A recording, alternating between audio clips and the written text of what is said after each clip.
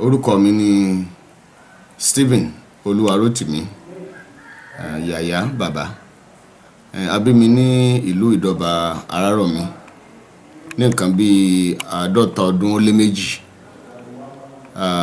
Àwọn ènìyàn yìí jẹ́ ènìyàn pàtàkì ní Ilé-Ìrè ní Ìfẹ́lódùn Local Government ti Kwara State. A ní oríkì ilé baba. Oríkì àwọn ènìyàn Ìdọ̀bà ó ní mo fẹ́ kà fún yín báyìí. Àwọn ènìyàn wa máa ń ka oríkì yìí báyìí pé ọmọ onídọ̀bà àrèmú, ọmọ gawúyà láṣọ.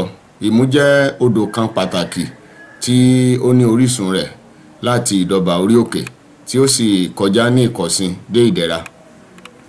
Ọmọ onídọ̀bà àrèmú, ọmọ gawúyà láṣọ, ọmọ ọ̀gọ̀dú sàwúlà tọ́wó, ọmọ adápẹ́là, ọmọ amú owó ayá níhun, ọmọ onílù ọ̀pẹ, ọmọ onígbó ẹmu, kẹ̀gùn ọmọ kò jẹjà gùn lálọ̀kín, gbogbo ẹja abẹ ní jó bẹ́bẹ́yẹ létí omi, ọmọ ọ̀pẹ ya méjì lálọ̀kín, ọmọ olódó dẹ, ọmọ amú epo dá omi ẹja, ọmọ amúgbábuwó, ọmọ aṣoregbare, ọmọ ọ̀pẹ pìtàn ọ̀pẹ ràmù, ọ̀pẹ mú igbó Ìdọ̀bà ó mú ṣelé,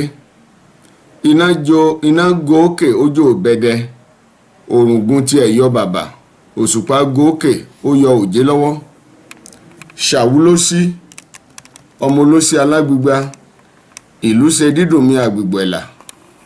Èmi lọmọ ògbólú tó ń sọkún pé òun kò lépo, akẹ̀kẹ́ ń sọkún pé òun kò níyọ̀, ìsàlẹ̀ àgbàrá ń sọkún pé òun kò nírú. Ògbólú ló kàn pa isi sóhun kó ń dòkun, akẹ̀kẹ́ ní kàn pa àgbò sóhun òun ó di ọ̀sà, sàlẹ̀ àgbàrá ní kàn pa òrúkọ sóhun kó ń di àwẹ́rẹ́. Wọ́n pesin sógbólú kò lè dòkun, wọ́n pàgbò sákẹ̀kẹ́ nílé bàbá mi kò lè dọ̀sà, wọ́n pa òrúkọ sísàlẹ̀ àgbàrá kò lè dàwẹ́rẹ́. Wọn kò mọ̀ pé odò ń ṣobó, wọn kò mọ̀ pé odò ń tànìyàn. Omi tàn mí ta ìtàn mí, ó ta lálọ̀kín, omi ò lè gbẹ. Àfìgbà tí mo dé Ìdọ̀bà lomi dádé owó, omi dádé owó, ó tan alálọ̀kín kò lè gbẹ.